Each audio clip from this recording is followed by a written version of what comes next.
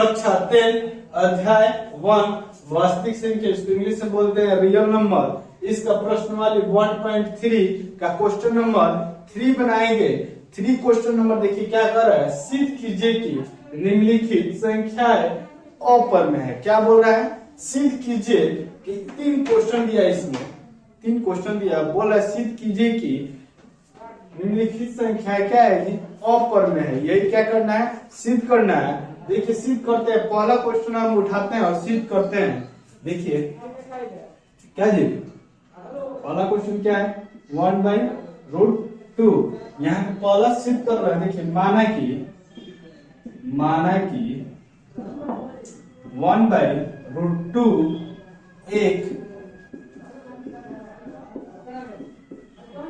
परमेय संख्या है। देखिए सपोज दैट हम मान लेते हैं 1/√2 एक क्या है जी, परमेय संख्या है। इसलिए 1/√2 इक्वल किसके, p/q, और p और q क्या होगा जी, p और q सभाज्य संख्या है। क्या है, सभाज्य संख्या है, भाज्य संख्या है। देखिए देखिए क्या करेंगे, क्रॉस मल्टीप्लिकेशन, इसको इससे मल्टीप्लाई और इसको इससे मल्टीप्लाई। पहले देखिए सभाज्य संख्या किसे कहते हैं उसको समझ लेते हैं। कितना बार हम बोल चुके हैं, अगर आपको पूरा थ्योरी पढ़ना है 10th और 9th से रिलेटेड जितना थ्योरी है हम एक वीडियो में बनाकर डाल चुके हैं, फिर भी बता देते हैं सभाज्य संख्या किसे कहते हैं, वैसी दो या दो से अधिक संख्या है जिसका अपर्तनांक गुणनखंड उभयनिष्ठ केवल 1 हो। केवल क्या हो जी, 1 हो। या फिर दूसरे बात से हम बोल सकते हैं महत्तम समवर्तक यानी HCF सिर्फ 1 हो। जैसे एग्जांपल में हम ले लेते हैं, मान लीजिए 7 है, क्या है 7 है, और क्या है जी 12 है। 7 है 12 है, इसका गुणनखंड क्या हो सकता है 7 का, 1 into 7, यही ना होगा जी। 12 का गुणनखंड क्या बनेगा, 12 का गुणनखंड कर लीजिए 2 से, क्या हो जाएगा 6, फिर 2 से 3 भी कट जाएगा तो 1। इसमें क्या आएगा, यानी 12 का गुणनखंड क्या आ जाएगा 1 into 2 into 3, यानी इसमें सिर्फ कॉमन क्या दिख रहा है बाबू, 1 दिख रहा है ना। उभयनिष्ठ अपर्तनांक गुणनखंड का उभयनिष्ठ केवल क्या हो, 1 हो। इसमें 1 दिख रहा है ना, ये क्या कहलाएगा, सभाज्य संख्या कहलाएगा। यानी इन दोनों का जोड़ा क्या कहलाएगा, यह सभाज्य संख्या कहलाएगा। उसी प्रकार यहाँ p और q क्या है, सभाज्य संख्या है, यानी इसका एक के अलावा कोई भी गुणनखंड संख्या नहीं होगा।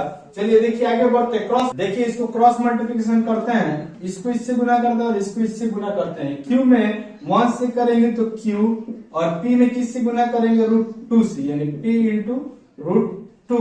अब क्या करेंगे, दोनों को वर्ग करेंगे। क्या करेंगे, दोनों को वर्ग करेंगे। नेक्स्ट स्टेप क्या है, दोनों को वर्ग करने हैं, यानी बराबर के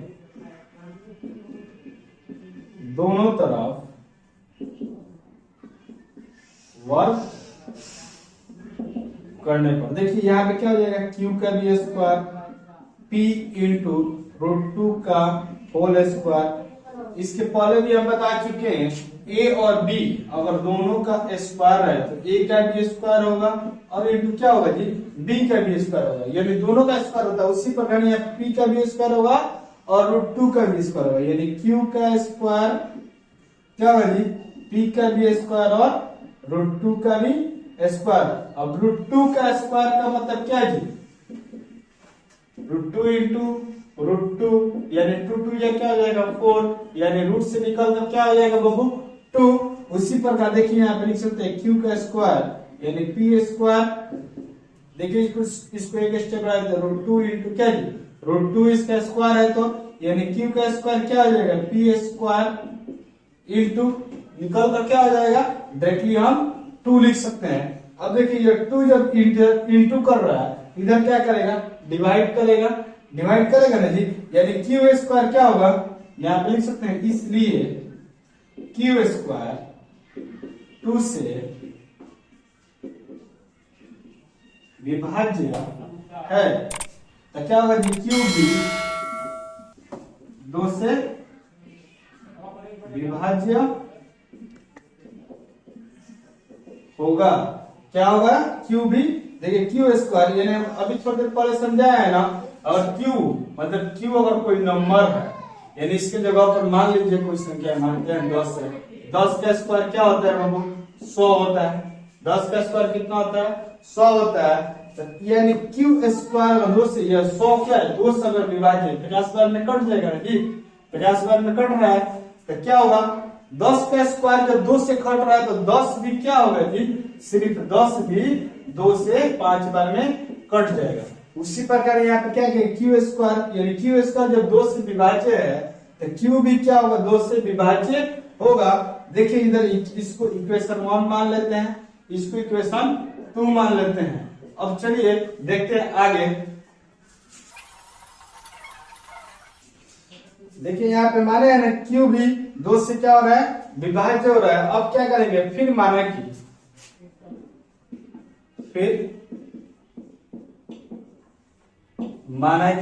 क्या जी मान लेते हैं यहाँ पे क्या माना है जी Q equal P into root two माने हैं। यहाँ पे मान लेते हैं क्यू इक्वल क्या जी 2x, क्या मान लेते हैं क्यू इक्वल 2x।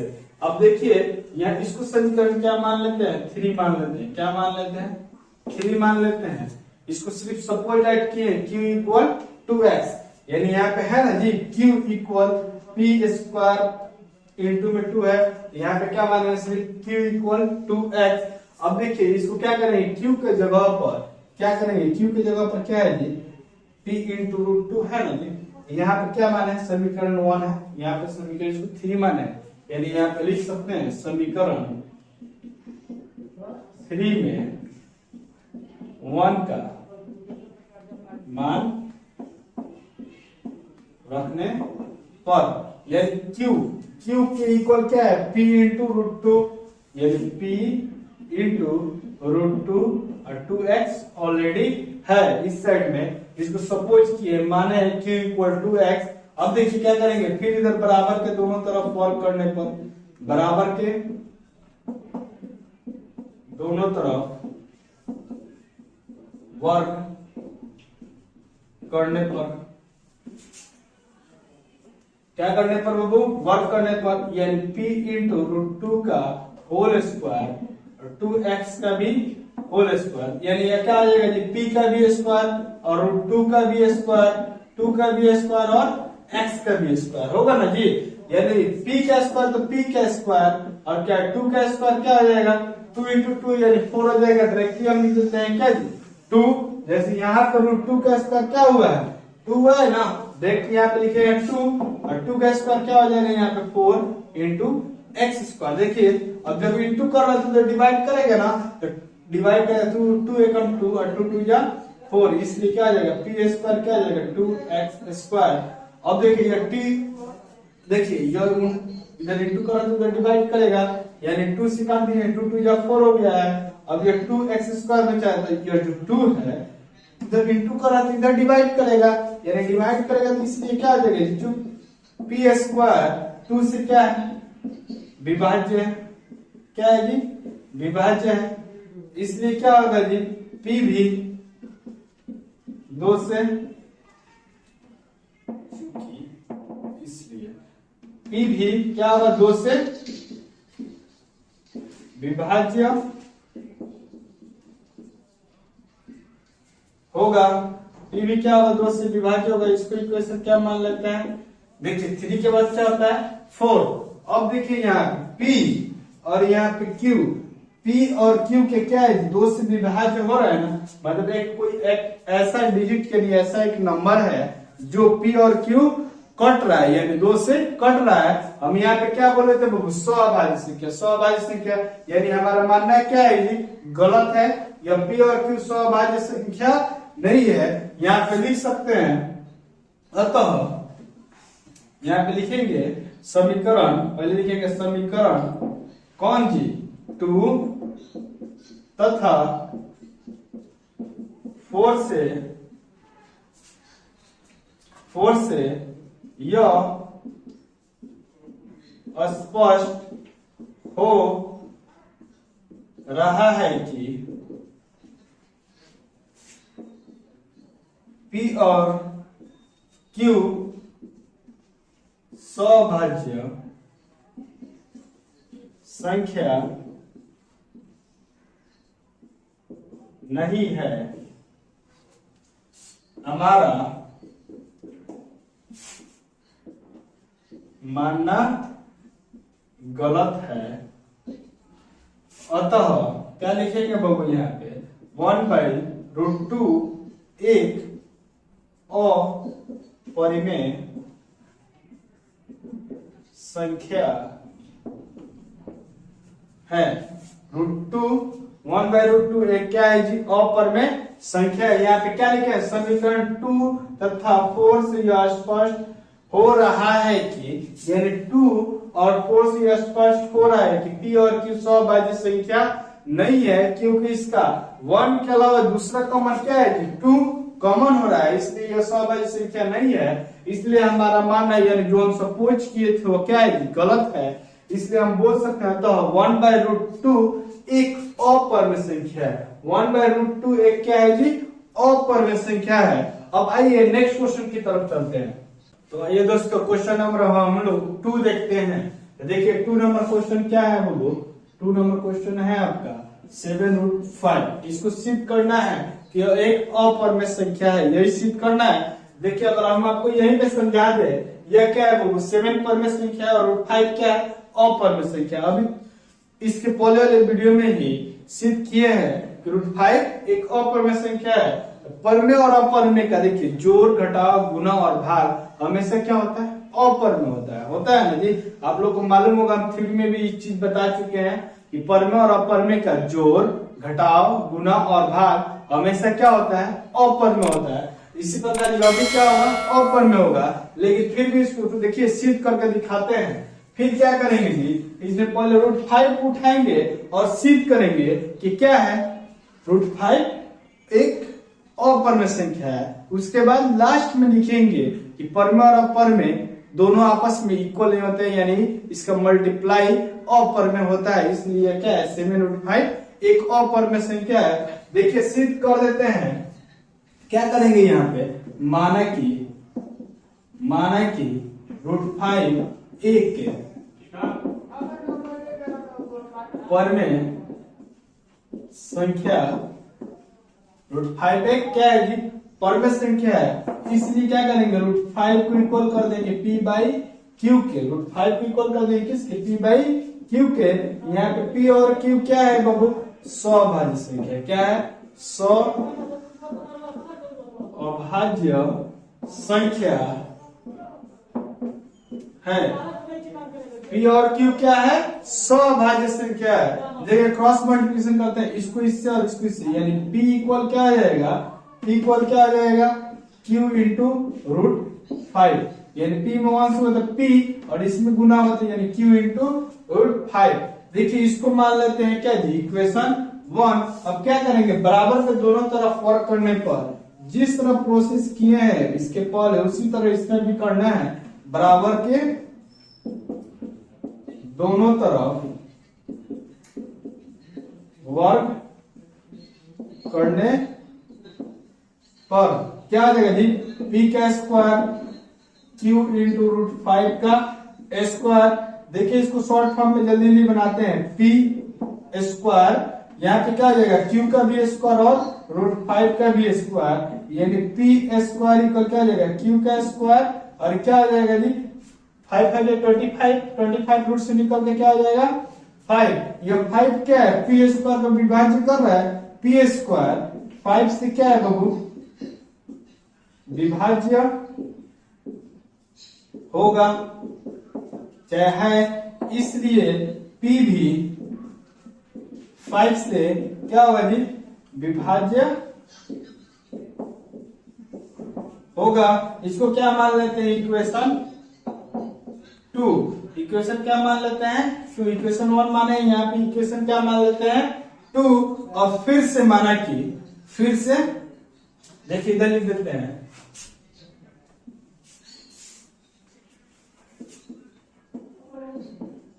फिर से माना कि क्या जी? फिर से माना कि देखिए यहाँ P इक्वल इतना है ना, अब मानते हैं P इक्वल 5x। क्या मान लेते हैं? P equal 5x। P equal क्या माने? सपोज किए P इक्वल 5x। अब देखिए इसको इक्वेशन क्या मान लेते हैं? 3। इक्वेशन 3 यहां पे लिखेंगे समीकरण 3 में क्या जी? समीकरण 3 में 1 का मान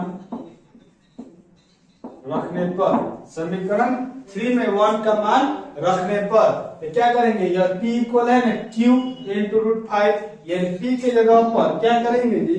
Q इंटू रूट 5 और क्या है? इक्वल में 5x है तो 5x। अब बराबर के दोनों तरफ इसको वर्क करते हैं, बराबर के दोनों तरफ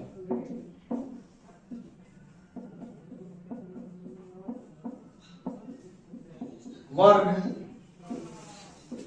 करने पर, बराबर के दोनों तरफ क्या करने पर जी? वर्क करने पर, यानी q इंटू रूट 5 का स्क्वायर और 5x का होल स्क्वायर, यानी q का भी स्क्वायर और रूट 5 का भी स्क्वायर, यहाँ पे 5 का भी स्क्वायर और x का भी स्क्वायर, सबका बराबर स्क्वायर कर देंगे।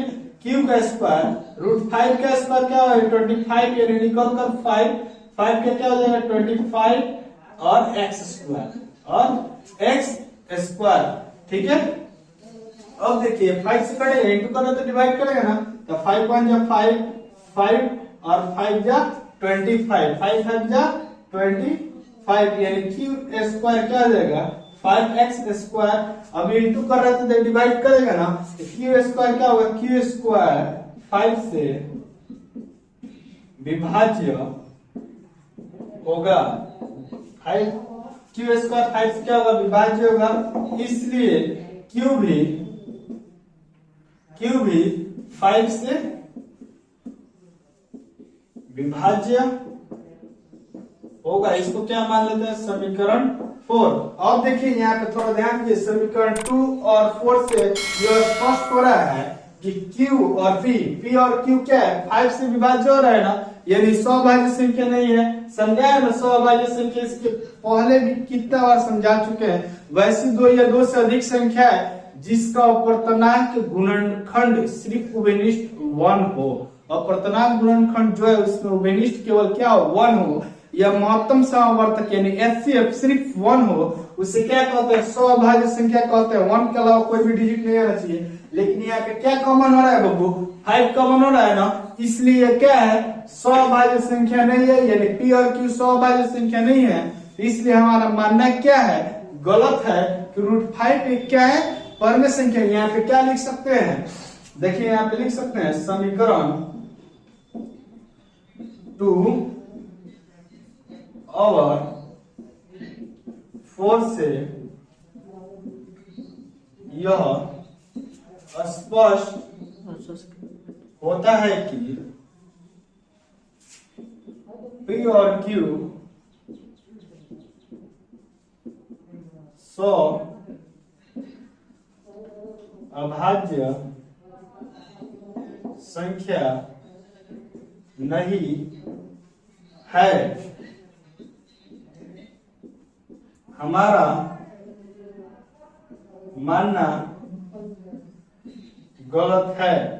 इसलिए यहाँ पे क्या लिख सकते हैं बाबू कि क्या? रूट 5 एक और परिमेय संख्या है। रूट 5 एक क्या है जी? अपरिमेय संख्या। जब रूट 5 एक अपरिमेय संख्या सिद्ध हो गया तो बोले थे ना क्या?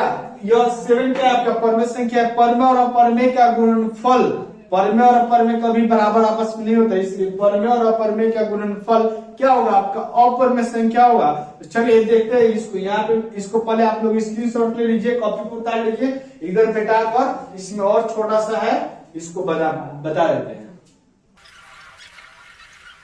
देखिए यहाँ पे ध्यान दीजिए, पुनः माना कि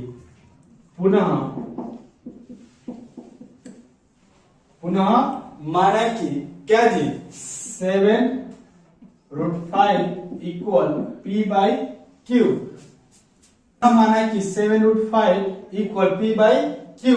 अब देखिए पर में को एक साइड और अपर में को एक साइड करते हैं, जैसे देखिए √5 इक्वल क्या आ जाएगा पी, जब इंटू कर रहा है ना तो इधर डिवाइड करेगा, यानी क्यू से क्या करेगा यह इंटू करेगा, ये क्या हो गया जी आपका, देखिए इसमें क्या होगा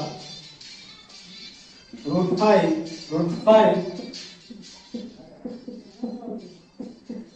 अपर में तथा पी क्यू इंटू 7 पर में संख्या आपस में कभी बराबर नहीं हो सकते हैं, बराबर नहीं हो सकते हैं, तो क्या जी, इसलिए हम कह सकते हैं 7√5 एक अपरिमेय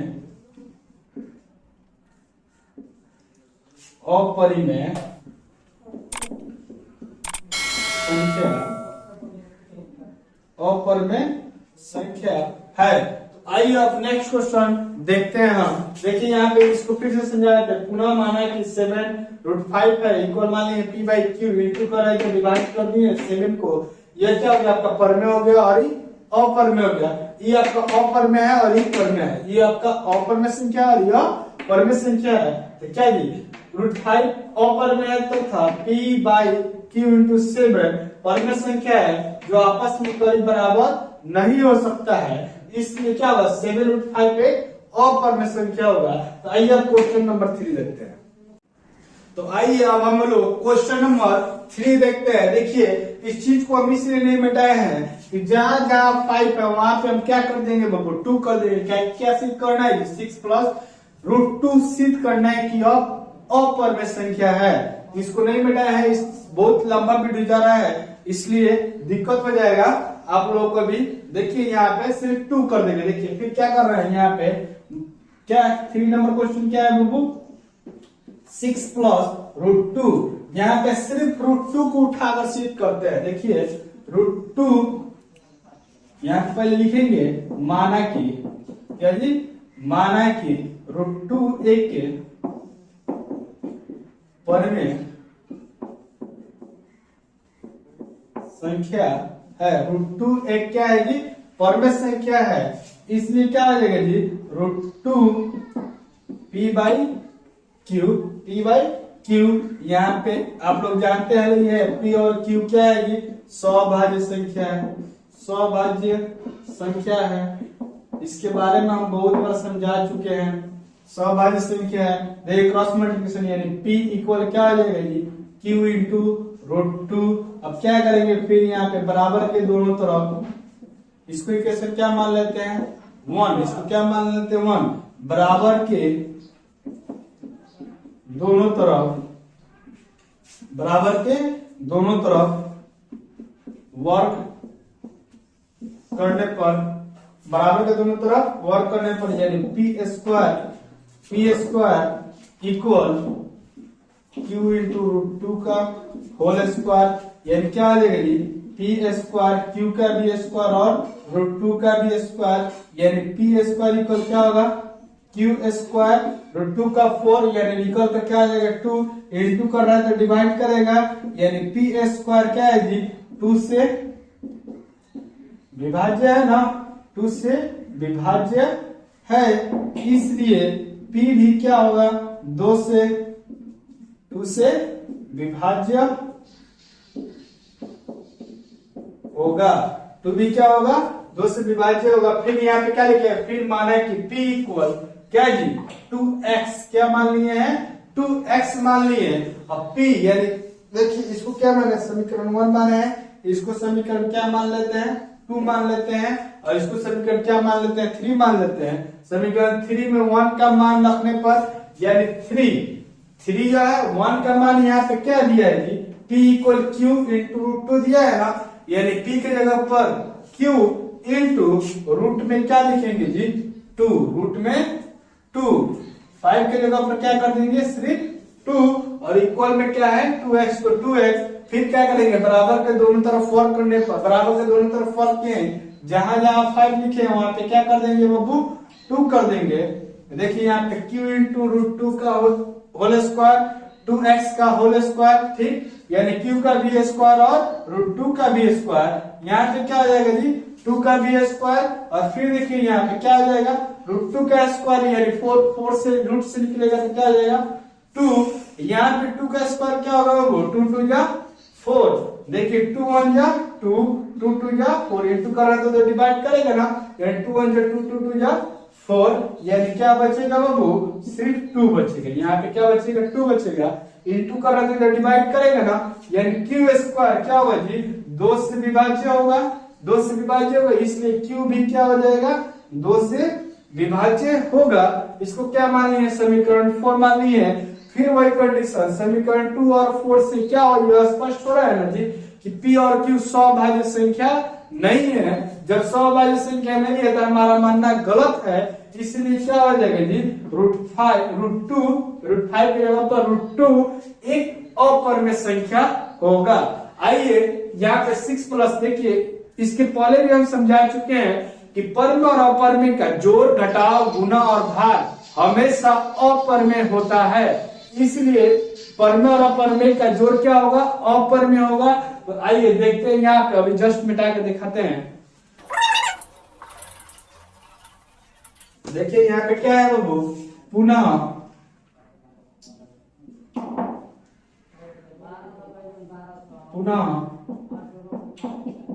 माना कि क्या है 6 plus root 2 equal P by Q, यानी रूट टू इक्वल क्या हो जाएगा जी पी बाई क्यू, प्लस में है ना तो इधर माइनस में आएगा 6। अब देखिए इसलिए क्या जी रूट टू क्या है अपरिमेय संख्या है, रूट टू अपरिमेय संख्या यहाँ पे सिद्ध किए हैं, तथा p बाई क्यू और माइनस 6 परिमेय संख्या है जो एक दूसरे के बराबर नहीं हो सकते हैं। इसलिए क्या ये हमारा मानना गलत है, हमारा मानना गलत है। अतः लिख सकते हैं अतः 6 प्लस रूट 2 एक अपरिमेय संख्या है। 6 प्लस रूट 2 एक अपरिमेय संख्या है। देखिए इस वीडियो में हम लोग क्वेश्चन 3 का 1 2 3 तीनों कवर कर चुके हैं लोग। अगर आपको ये वीडियो अच्छा लगे तो मेरे चैनल को सब्सक्राइब कीजिएगा और उन विद्यार्थी यानी उन दोस्तों के पास भेजिए जो 10th क्लास में और यह पढ़ना चाहते हैं। बहुत बहुत धन्यवाद।